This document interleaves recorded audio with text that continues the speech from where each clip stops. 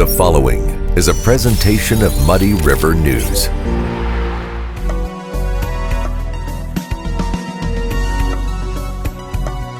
TI Trust stands for True Integrity. One of our core values that we had for our staff was integrity. We want to be seen as a very integrity-driven company. We've been doing trust services as an organization since the 1950s. It's all based on what's in the best interest of the clients. At the end of the day, it's about serving that client and getting to a result that they need.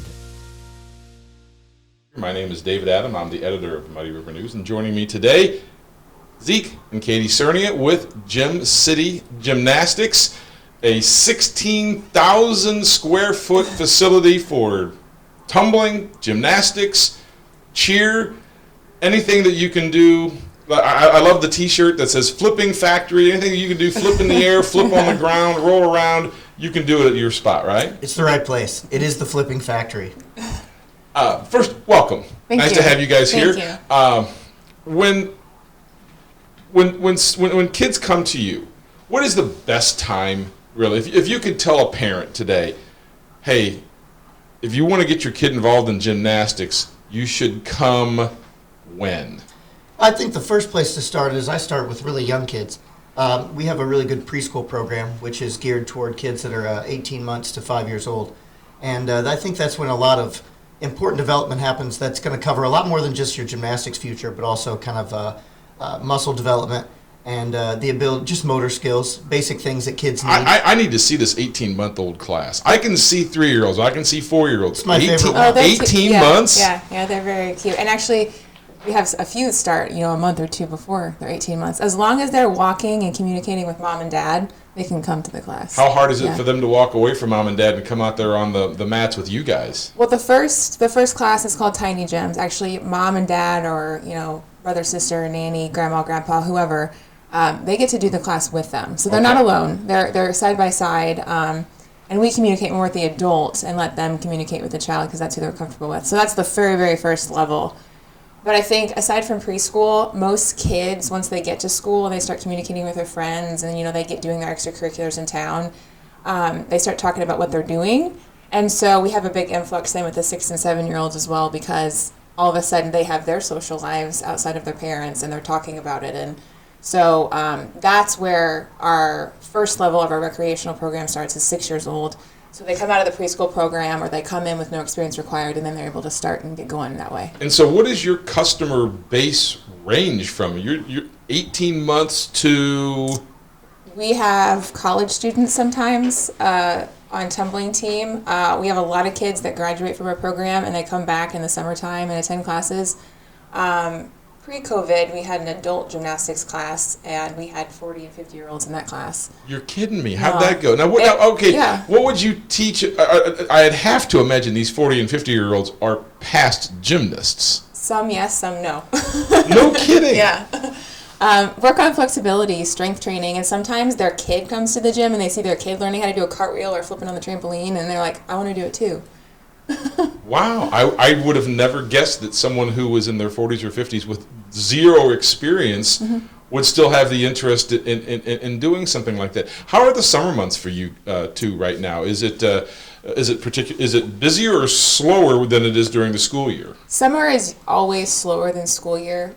That's just like our trend at our gym anyway. This summer has been really kind to us. We're slowly building back up since everything the last few years, so this is a great summer for us.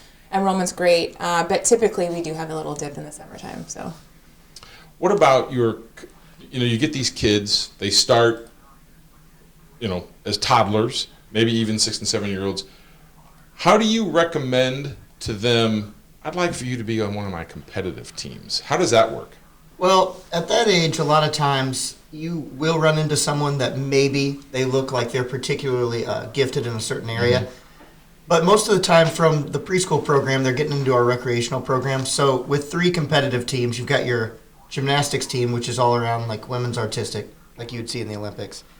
Then you have our power tumbling trampoline, which is similar to floor exercise in gymnastics, but it's on an 84-foot floor with a 25-foot landing mat. Then we have competitive cheer, which is taken off like all over the country. It's huge. So what happens is, after you get out of the preschool program, you usually head into one of those developmental programs based on what your interests are and where you'd like things to go.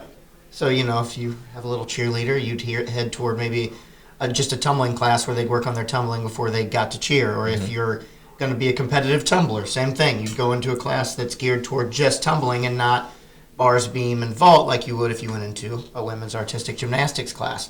So once they get into those classes, then you can kind of start to see where things fall out. And if the talent's there, they move up through the level system, and then eventually they would get an invite into an invite-only class or one of the teams. How many kids do you have in all of your programs in general, and how many kids do you have who are on your competitive teams? During a school year, we'll have 800 kids that come to the gym in a week. Of that, about 100 are competitive. Okay. And is that something that you, Zeke, sit down, or you, Katie, sit down and say, boy, I really like that little Bobby Goff kid. He can really tumble and flip. I'd like hit for him, or how does that process work? I would say that for sure, undeniably, there are definitely athletes, and I think you'd see that in any sport. There are people you see and you go, whoa. Yeah. So definitely that does happen, and in that case, a lot of times I'll go to the parent and be like, hey, so congratulations, you have an extremely athletically gifted child, But not to shortchange the fact that for me, I look for all the things that I think most coaches look for in any athlete. Talent's one aspect of it, but there might be a kid standing right next to him that maybe isn't just naturally as gifted, but just works their tail off. So a lot of times you do recognize talent early on, but there's other things you're looking forward to is, hard work and positive attitude, being a good teammate, supportive of the people around you, able to make corrections and take coaching well. So, you're looking for a full package of things, but we're talking about student athletes. So it's hard. They're young. It takes a while to develop some of those skills. But when you come into the program, ultimately the parent doesn't have to worry about anything at our gym. 3 times a year we do evaluations. We kind of it's like a little report card where we have a full list of skills for every single class that a kid is in. And you have to be successful at getting everything on the list to move up to the next level. And we always do evaluations the week before registration starts for the next session. So parents know, hey, my daughter is going to be in the same level because we need to work on X, Y, and Z. And then next week, boom, registration starts. She can sign up for the class that she needs to. So every single session, we do 3 sessions a year. We do fall, spring, summer. The parent is informed every single session what their kid accomplished that session, what they still need to work on, whether they get to move up to the next level. And in that, they get the invitation to move up. They get the invitation to go to an invite-only class, which is usually like our feeder programs to all of our competitive teams. And then, that's when you get the big packets of information of commitment levels and, this is what your future may look like if you stick with the program. So you're not caught off guard. A good year in advance, hey, this is kind of the track my child's on, so that you can prepare for it. How much of a time commitment is it for a child who wants to be a part of one of your competitive teams? Well, I think that's going to be based off which team you're on, first of all, because all of them are kind of formatted differently. Competitions are formatted differently. So in the cheer program, they work out at least once a week. And typically now during the regular season, they are there on the weekends, usually Saturday mornings. I think right now they're there on Tuesday evenings. But there are team practices once a week, but they are also required to come in and work on their tumbling because tumbling is a part of cheer. So, and then gymnastics is a little longer. How long are the gymnastics team girls? Probably in the gym a week. They're all different levels. So we go our gym. We start at level 3, and we currently have level 9s. There's a different requirement for each kid, starting at minimum 2 days a week. But our level 9 girls are there 6 days a week during the school year. Wow. And then the tumbling program is a little bit similar to the gymnastics program in that it depends on the level. I've got kids that are in entry-level competitions that are there once to twice a week. Then you've got like mid-tier athletes that are kind of in the middle of that level scale, and they're there maybe 2-3 times a week. And then you have your highest level athletes that you're hoping are there 3 or 4 times a week, plus maybe a private lesson, because we do offer private lessons. And that's something our competitive athletes utilize. The private lessons do extend to anyone in the program. But obviously with, when you get to the time of the year where your high-level athletes are heading into state competition and maybe they've qualified and they're going to national competition, that's when they start looking for a little one-on-one time. So we try to open it up where not only do they have their optional times for when they actually work out, but then they can also maybe get some one-on-one, because a lot of my athletes are multi-sport athletes. Gotcha. So, sometimes, especially in the spring, with them playing their other sports, my practice may not line out. We may have to do a private lesson because they've got a soccer tournament or they cheer at a game or, so. Right. The fact is that you mentioned you have 800 students who come through your gymnasium over the course of a year, but only a small percentage of them are competitive athletes. Mm-hmm. What are the intrinsic values for a kid to just try it and go have fun? Yes. I mean, the fact is that's most of your Yes. clientele. Yes. No. First and foremost, I mean, when we have our staff meetings and our coach meetings, and when we get together with our coaches pretty regularly, we're all on a team together. We've all worked together for many years. A lot of our coaches came up in our program even. Safety first. Second, make sure your kids are having fun and they're learning. Like, we want everybody to leave with a smile on their face. We want everyone to leave and on a weekly basis, on a daily basis, learning something or doing something better than they did the week before. That is number one all the time. You don't have to be a professional athlete to have fun. You don't have to be on a competitive team to say you're a gymnast or a tumbler. Like, these little girls come in, boys come in, and they see what's on the Olympics, and they want to be that. The second you take your first class and you put on that leotard, you're a gymnast. You get to do it. You're a tumbler. Like, that is cool to say that you did it. And we have kids all the time like, I can't do that. I can't do that. Well, yeah, you can. You're here. You're working on it. If you knew how to do it, you wouldn't be here. It's a fun place to be. It's a safe place to be. More than anything, we just like the fact that the kids are there wanting to learn. And you don't have to get to team. You don't have to get to pre-team. You don't even have to move up 2 or 3 levels to say you're a gymnast. If a kid happens to just be that kid that just can't get those skills on that The one that just decides to run and jump into big foam blocks and just enjoys that. And that's okay, yeah. And as a kid that grew up in the program previously, and we bought it from Randy Parrish, it was Quincy Gymnastics for years, our business partner, Jacob Huff, who I couldn't be here today, he's coaching the gymnastics team at the gym. We grew up there, and that was kind of what made me fall in love with the gym. Like, my little sister had a gymnastics practice, which lasted after my tumbling practice, and Jacob was there, so it was like, that's exactly what was going on. Probably not approved, but running and jumping in the pit and playing and just being around your friends.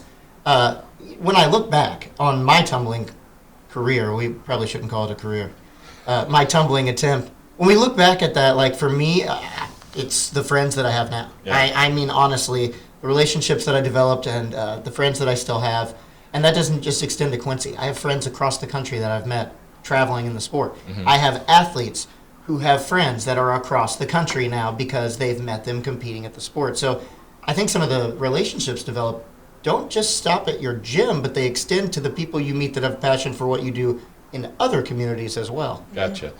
How did you two meet? Or were you two gymnasts? Tell me the story. Well, We met at the gym. you know what? So I worked at the gymnastics center. Like I said, I grew up there. I was working there, and Kate was friends with Randy's son, who was also a friend of mine, and he was looking for someone to do some office work, and organize things a little bit, and that's where Kate showed up. And then, I just seemed to take a lot more interest in being in the office all of a sudden. Oh, amazing. Isn't that how that works? It's crazy. It's all of a sudden like I took an interest in being organized, which I didn't. I never increased the amount of times I took roll or, got my paperwork done. Right. But, Yeah, so we met at the gym. Yep. 2003. And got married in? 2006. There you go. And that's when you took over this business too, correct? 6 months after we got married, we left the gym with Jacob. Yep. How is it working together? You're there during the day. You're together. How does that work? Well, check this out. So I'll start with this one because I work. So my wife's there, and then my best friend, who's Jacob, my business partner, is there, and then he's married to my sister, who is there, and my mother is our secretary in the office who screens phone calls. Okay. And my little brother also works at the gym and is an instructor as well. So let's just jump right to, you want to talk about family dynamic. It doesn't stop at there's marriages, there's brothers, sisters, moms. It's a family business. Truest sense of the word. Yeah, small absolutely. Town family business. And 2 of our coaches were his coaches when he was younger. They're still at the gym. Yeah, that's true. It's all interconnected. we have 4 coaches now who came up through our program or in high school or college. So it's very much a tight-knit group. It's one of those jobs you can't just hire anybody. They got to know what you're talking about, and they got to, be able to help coach and teach. And it works best for people that, kind of grew up and know that and know the workings of the gym and how it works. Well, and our younger employees, our athletes that, are high school age, maybe look for their first job. Right. On the weekends, we do a lot of birthday parties. And so that's a great chance for them to dip their toe in the water of not only employment and responsibility, but what it's like to maybe step into being an employee in that field, being at the gym. You're not necessarily teaching gymnastics so much if you're working a birthday party, but you're in charge of the gym and you're opening it up. Yeah. And you're the face of everyone that's there for that weekend. So I think kids enjoy that. It's a good opportunity for them to, work on their responsibility, have a job, and... But to go back to your question, working together, it's fun. And you can see... So what are you in charge of? So I do everything business. I am an accountant by trade. That's actually That my goes back to that college organizational degree. part you were talking about, right, Yes. Zeke? Yeah, Yes. so I have an accounting and finance degree. So I do everything, bookwork, scheduling, all of that, all of the jazz. Right. But I'm in the gym. I'm not a team coach by any means. I get to a certain level and everything and pass it on to somebody else. But no, I help with the preschool program and the lower level rec program. So I'm in the gym a few days a week alongside all the coaches to, feel the vibe and to do my own thing out there too. But I'm in the back office a lot. So his mom is the secretary. She's in the front office. So I'm in the office in the back that nobody knows about, typing away on the 10 key and doing tax returns and all of that fun stuff. All the stuff that make sure that Gym City Gymnastics is sustainable. Yeah, we all, it's really weird and intrinsic how everything just fell into place for Jacob, Zeke, and I when we bought the gym from Randy. Zeke was coaching a tumbling team, Jake was coaching gymnastics team. I was kind of helping out in the office and learning how to do, the lower level classes. And that's what we're doing still 16 years later. We all have our area that we're the best in and we don't step on each other's toes. And now we're actually all related. We weren't related at the time, but now it is truly family. So we all have our area that we're best in and we all work side by side and it's a great thing. If people ask, I think that's been the key with us is that, and I don't know if we knew that going into it originally. I don't think we had any idea what we were doing, but it literally is working out. So. But what seems to work really well is, like I said, we already had a department manager for each section that we needed.